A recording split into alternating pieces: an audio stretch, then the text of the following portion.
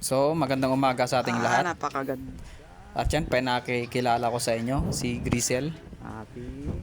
anak ng ating foundation bird na hiniram.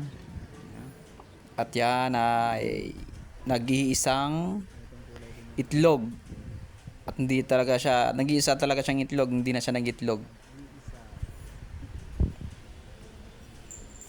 At yan nga yung lumabas. Napakagandang Grisel.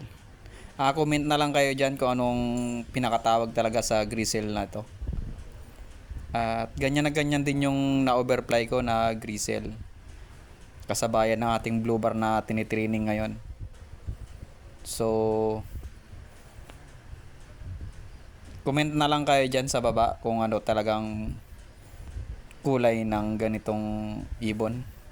So, alam ko lang dito Grisel eh. So, kung may alam pa kayong ibang kulay, comment na lang kayo dyan sa baba.